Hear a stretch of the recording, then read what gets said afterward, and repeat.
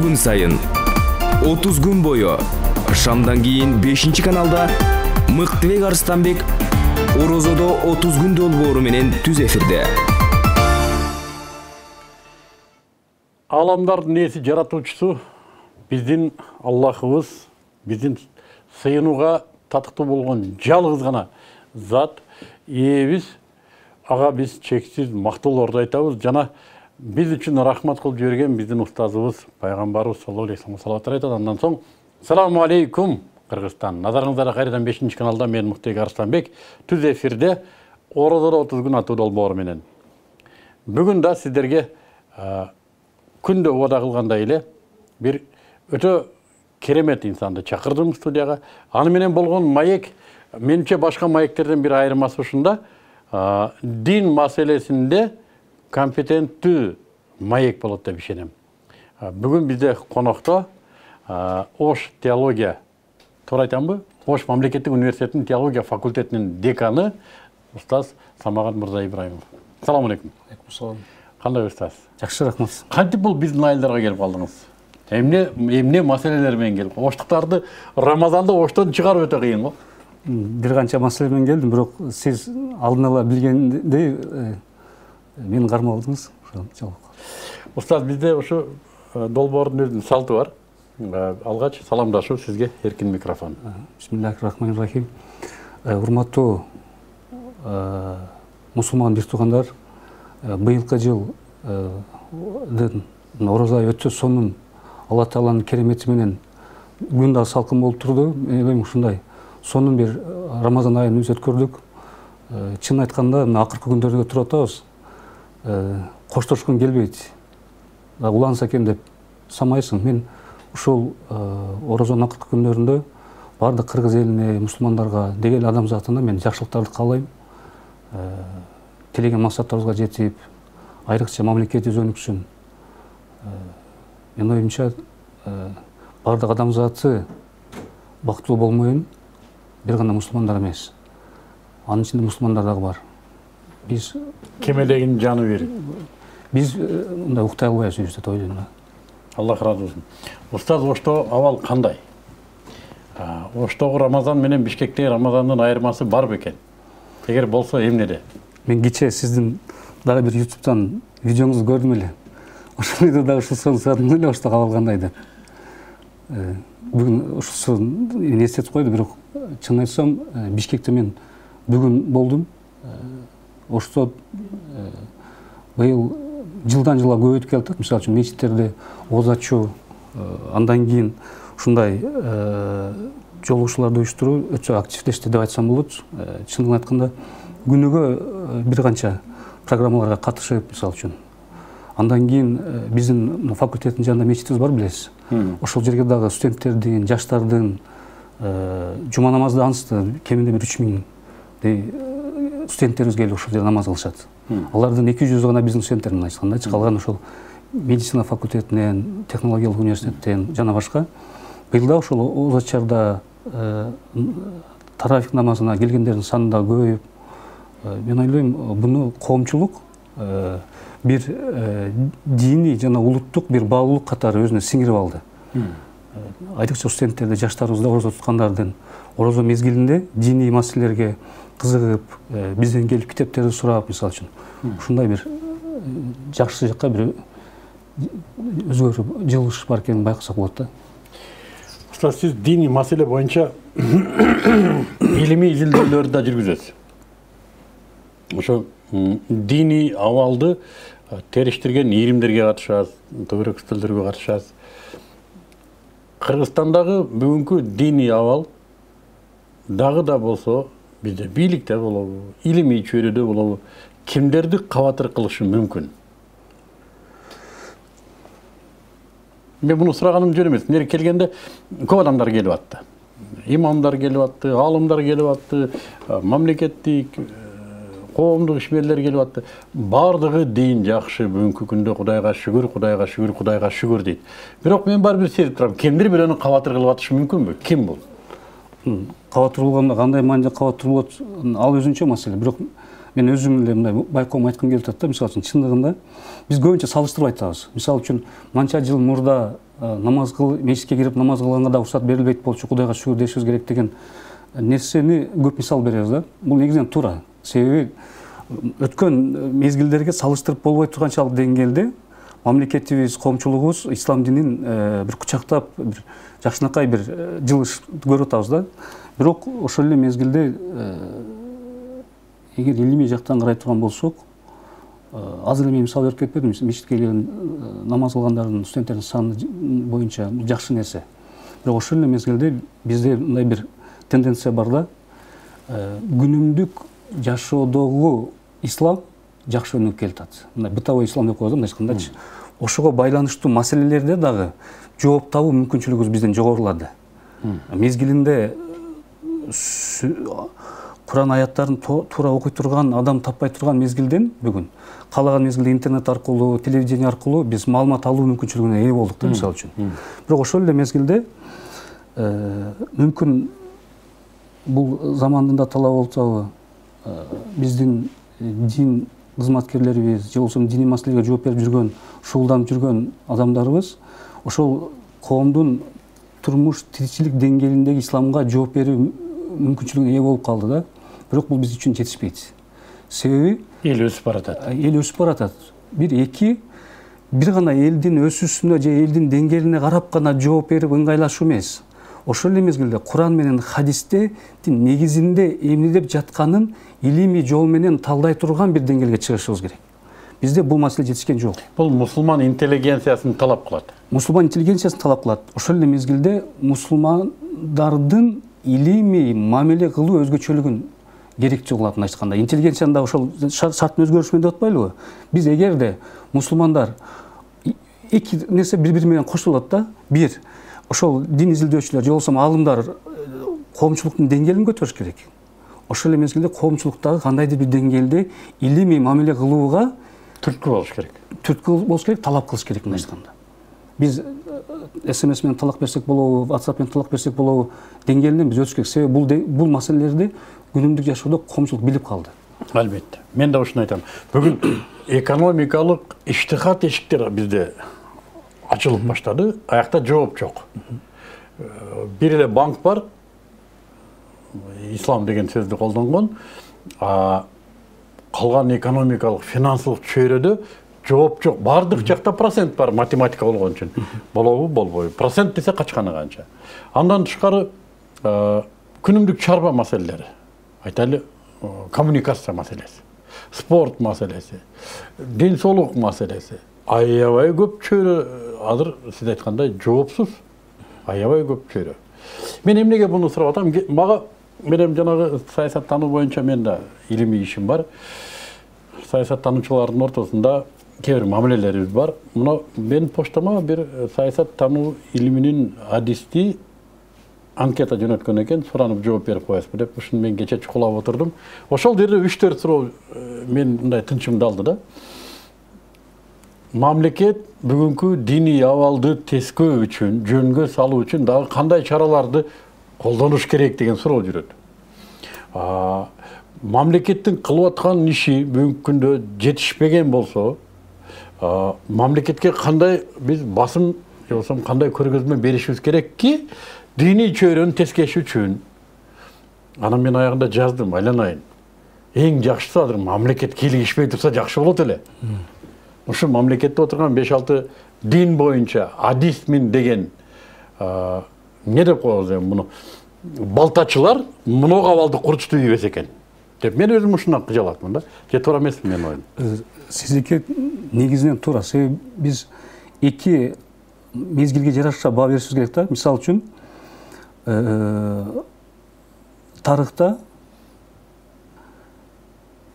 шарият колдонгон деп айтабызбы, же болбосо ислам өлкөсүндө деп айтабызбы, мындайча айтканда шариаттын өкүмдөрү иштеп турган мезгилдерде билим берүү мекемелеринде мамлекет киришкен эмес. Шафи мазхабынын өзүнүн медресеси болгон, Ханафи мазхабынын өзүнүн медресеси болгон. Мисалы үчүн Сириядагы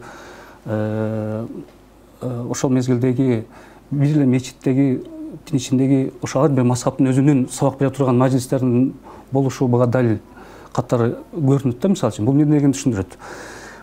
адам баласынын же болбосо жашоо шарттын коопсуздугуна шек келтирбөө шарты менен ар бир медресе, ар бир көз караш өзүнүн баалуулуктарын үйрөтүү мүмкүнчүлүгүнө ээ болгон. Легалдуу. Буга мамлекет өзү уруксат берген. Мындай айтканда исламдагы эң туура система катары бул каралып кеткен. Бирок бүгүнкү күндө улуттук мамлекет түшүнүгүнүн негизинде биз бул этапка келе элекпиз.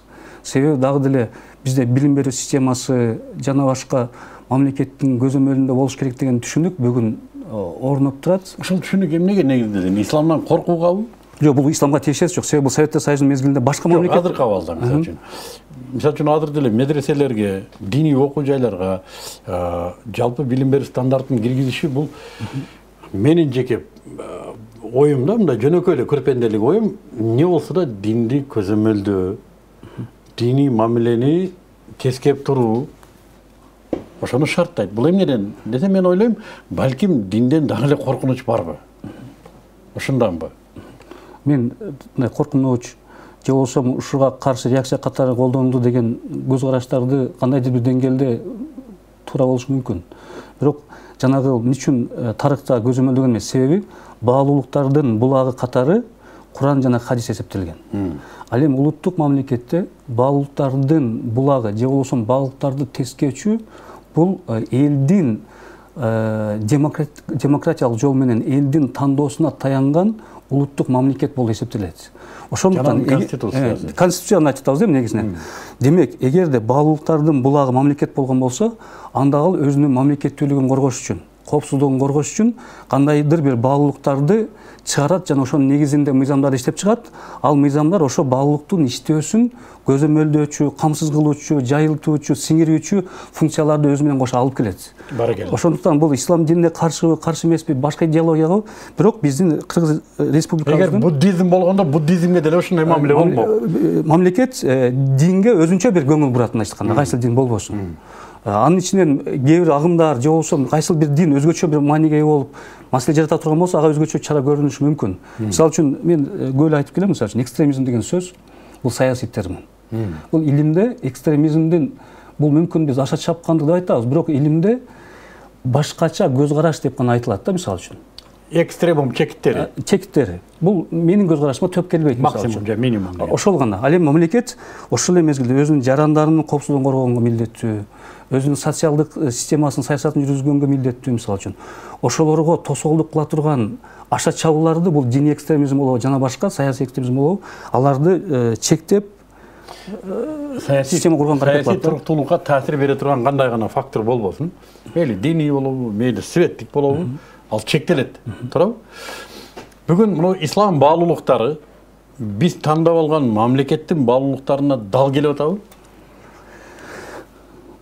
Эгерде демократия туура колдонула турган болсо, ислам баалуулуктарын мусулмандар өздөрү бир маданият катары аткаруу мүмкүнчүлүгүнө ээ болгон болсо, анда мамлекет мусулмандардын диний негиздеги баалуулуктарын ишке ашырууга көмөк гана көргөзөт, каршылык көргөзөт. Тан алуусу да керек. Тан алуусуга керек болот. Себеби ошол эле шайлоо системасы, ошол эле парламенттик система, мисалы үчүн, ошол ар бир жарандын добуш берүүсүнүн, тандоосунун негизинде жаралып аткан система түзүлүп аткан болсо, анда тандоосун белгилеп аткан адамдын ошол өзүнүн маданиятын канчалык деңгээлде ташып, канчалык деңгээлде ошону саясий, экономикалык, социалдык чөйрөгө чагылдыра алат. Ушу менен көз каранды болуп эсептелет. Демек, мындай айтканда, демократия менен шарият салыштыруу бул туура эмес. Албетте. Себеби демократия бир мүмкүнчүлүк гана тааныйт бизге. Эгер биз ал мүмкүнчүлүктү туура колдонсок, мамлекетибиздин кызыкчылыгы үчүн, динибиздин кызыкчылыгы үчүн, элдин кызыкчылыгы үчүн туура колдонсок, анда ал жерде мамлекет менен диндин ортосунда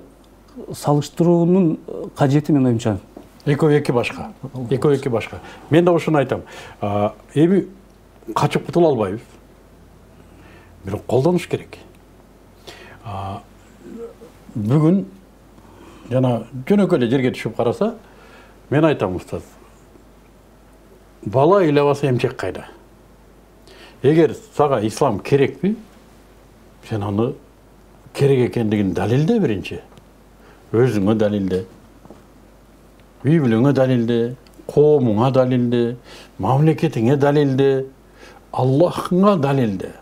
Ошол динди сага кыра көрсүн. Андан ким качып кутулат? Өзүңдүн жашооңдо ислам жок. Тилиңде гана ар нерсени айтып атасың. Жөн эле удургутуп атасың. Жөн эле адамдарды бузукулукка түртүп атасың. Адамдар эле даяр болбогон нерселерди айтып башын айлантырып атасың. Мен айтам, бүгүн өзүңдөн көрөлү исламды. Анан хижаб кийген кызды ким бүгүн чечире алат хижабын? Устаз, эч ким чечире албайт. Эгер ал хижаб ага маанилүү болсо, ал далилдейт хижаб анын маданияты экендигин, жашоосунда маңыз экенин далилдейт. Жана бардык аны сыйлайт. Кой, мунун бир бөлүгү экен бул хижаб. Сакалды кийим күч менен кырдырбайсың. Албетте коомдо бир каршылык болот. Алып койбойсуңбу, мындай тигиндей. Бул сен үчүн өтө маанилүү экендигин далилдесең, эсептешет муну менен. Эмнеге бүгүн бизге дин ушундай маанилүү экендигин далилдебей атабыз? Негизги себеп эмнеде? Бир аз мен суроодон качам, бирок жакында жооп берүүгө аракет кылам. Дин, шарият, фикх деп негизги 3 термин бар да, бири-бири менен байланышкан жана бир аз кээ маселеде айырмаланып турган, бирок диндин негизинде биргелешип турган бир термин бар. Фикхты имам Абу Ханифа нафстын, магрифатун нафс маляха ва маляйха. Адамдын сөздүк мааниси өзүнө пайдалуу жана зыяндуу нерселерди билүүсү деп айтылат. Ал эми укуктук аныктамасы өзүнүн укуктарын жана милдеттерин билүүсү деп айтат. Ал эми имам Саракси менен Паздавиде ошол эле аныктаманы бир аз дагы тереңдетип түшүндүрөт. Фикх дейт, бул билүү дейт. Бул билүүнүн жолдорун билүү дейт. Жана бул билген нерсе менен амал кылуу дейт. Эгерде бул 3 нерсени биргелештирбесең дейт, анда фикх өзүнүн негизги маанисине болбойт дейт. Бул жерде биз 2 нерсени карашыбыз керек да. Биринчиси ишеним, экинчиси амал. Мен ишеним дегенде бул акыйда маанисиндеги Кудайга болгон ишеним жөнүндө айткан жокмун. Ал анысы деле негиз катары турат. Биз 2 тараптын бири-бирине болгон ишенимин жөнүндө сөз кылып атам да. Мына айтканда ишеним биринчиден Алла Таалага болгон ишеним. Ошол ишеним бир баалуулук катары адамга сиңиш керек. Мисалы үчүн бир адамдын күнөөкөр экендиги далилденмейин, анын негизги анын абалы бул анын таза экендигинде. Далилденмейинче. Күнөөкөр экендиги далилденмейинче. Биз христиандардан айырмаланган жери ушул жерде. Алар тазаланат төрөлгөндөн кийин. Биз таза төрөлөбүз деп эсептейбиз. Фытраттын негизинде төрөлүп атабыз да биз, мисалы үчүн туурабы? Биз бир адамды уру катары көрбөйбүз, эгер уруулугун далилденмейин. Биз бир адамды мазакет кылып көрбөйбүз. Ошого байланыштуу биздин колубузда факт болмойн. Мындай айтканда бул ишенимге таянган мамилени түшүндүрөт. Мисалы үчүн бир мусулман эмес мусулманга сакалчан светтик жашоодогу адамга, же болбосо светтик жашоодогу адам сакалчанга ишенмейин, сиз айтып аткан жанагы далилдөө же болбосо ортодогу бир өнүгүүгө байланышкан бир системаны түзүү мүмкүнчүлүгү. Бул коомдук ишеним десек болобу? Коомдук ишеним десек болобу. Орусчасы доверие. Туура болобу? Доверие. Болот. Ошол нерсе, бул ишеним, бул өтө маанилүү, бардык системаны куруп турган нерсе. Мисалы үчүн биз салык төлөйбүз. Бирок мен төлөгөн салыгымын мамлекеттин мыйзамдарынын негизинде туура багытта иштелгенине мен ишенишим керек. Мен ошого ишенсем, мен салыгымды төлөйм. Мамлекет ошол туура багытта иштетиш керек. Жана менин салык төлөгөнүмө камсыз кылыш керек. Мына айтканда ошол система ишеним жанагы амалдын аткарылышындагы негизги фактор катары туруп атат да. Ошондо сиз айтып аткан жанагы бир диний ишенимдин негизинде сакал койгон бир мусулман өзүнүн амалын аткарып жатып, башкаларга ишенген сыяктуу башкаларга да ишеним бере алыш керек. Ал эми башкалар дагы андан коркунуч жок. Андан коркунуч жок. Башкалар дагы андан коркунуч жок экендигине ишенишибиз керек. Сакал койгон бардыгы тигиндей эмес, мындай эмес. Демек ал болгону сакал койду мисалы үчүн. Устаз, сону ушул эмне менен келет? Эмне менен калыптанат ушул доверие?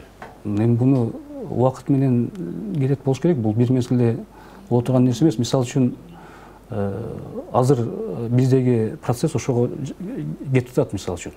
Белгилүү бир мезгилдерде чындыгында сакал койгон өтө опталуу көрүнгөн. азыр бул нормалдуу нерсеге айланып атат. Ишенгендер үчүн ал маселе эмес, мисалы үчүн. Бул нормалдуу нерсеге айланып атат. Бирок ошол эле мезгилде сакал койгондордун ичинен дагы, койбогондордун ичинен дагы биз бир исламдын дагы бир өзгөчөлүгү бар да. Дин менен маданияттын ортосундагы айырмачылык. Мисалы үчүн ислам дини бул илахий Кудайга таандык болгон нерсе болсо, ал эми маданият ошол Кудайга таандык болгон нерсенин адам тарабынан аткарылышын түшүндүргөн нерсе болуп эсептелет. Мындай айтканда, бир мусулмандын туура эмес кылган бир нерсеси бул ислам динине шылтоолонбогон сыяктуу бардык мусулмандар үчүн да шылтоолонбош керек. Бул ошол туура эмес кылган мусулмандардын өкүлү катары иш алып барып аткандыгын унутууну да керектүү кылбайт. Эки тараптуу тең жоопкерчилик мындай айтканда турат. Исламда бир талаш маселе бар да, ислам адам укугундачы. Батыш айтат, исламда адам укугу жок дейт. Мусулман аалымдардын ичинде дагы бар. Исламда дейт, адам укугу жок дейт. Адам кул. Адамдын аброюн, адамдын бактылуулугун камсыз кылуучу өкүмдардын милдеттүүлүгү бар дейт. Мындай айтканда, өкүмдар мусулмандардын укугун коргогонго, жакшынакай шарт түзүп бергенге Алла Таалага жооптуу дейт. Ошонун негизинде система түзүлөт деп айтат. Мисалы үчүн, бирок бул туура. Себеби биз биринчи орунда жоопкерчиликке таянган, Алла Таалага болгон жоопкерчиликке таянган бир система жөнүндө сөз кылып атабыз. Бирок ошол жоопкерчиликтин ичинде дагы биздин укуктарыбыз негизи бар. Ошол маданият ошол системаны түзүп турат. Ошондуктан үчүн мен маданият дедим, себеби маданият эки фактордон турат да. Бир аймакка, эки мезгилге көз каранды. Биз өзүбүздүн аймакка ылайыктуу ошол жанагы убакыт менен кылабыз жатпайлыбы? Ислам баалуулугу Адам алейхиссаламдан бери турат. Таза ойдон турат. Ошону биз аймакка жана мезгилге кантип колдонуп аткандыгыбыз биз үчүн маанилүү да. Биз буну азыркы мезгилде туура колдонуу ыгына түшө баштадык, мисалы үчүн. Демек биз кандайдыр бир мезгилде сиз айтып аткан ошол бири-бирибизге болгон ишенимди камсыз кылуу жолунда кетип атабыз деп айтсак болот да, мисалы үчүн. Мына ушул мусулмандар дейбизби? Бизден коркпогула дегендер. Сакалчандар деп коебуз. Жолукчандар жана мындай чочулап Сирияны карап алып, мыналар да ошолорго окшоп кетип атат. Мыналарда да бир нерсе болуп кетпейби деп чочулагандар, эки тарап деп шарттуу бөлсөк, ортосундагы сиз айтып аткан ишенимдин пайда болушуна Куран жана сүннөттүн жайылуусу таасир береби? Буларга дагы тең жайылуусу. Куран менен сүннөттүн жайылуусу дегенди кандай түшүнсөк болот? Түшүндүрүлүчү. Куран менен негизи идея ошол. Куран менен хадисти биз бир нерсени булар деле Куран менен сүннөттү түшүнсө, булар ушул китеп менен жашап аткандар. Эмнеге коркобуз мындан? Кээ бир аша чаап кетсе, сен өзүң китебиңдегиден аша чаап кеттиң деп. Булар деле биз мына силер окуган китептин негизинде жашап аткандарбыз. Бул сакалды биз сүннөт деп койдук, хижапты милдет деп кийдик. Деп бирине бири диалог болуш үчүн эки тарапка тең мына ушул Куран жана сүннөттүн түшүндүрүлүшү таасир береби? Таасир берет. Бул жерде эч кынтыксыз биз буну кабыл алабыз. Бирок бул жерде бир маселе бар да. Курандын таасир эткен дегенде маселе жок. Бирок биз Куранды ким кандай түшүнөт деген жерде маселе чыгат да, мисалы үчүн.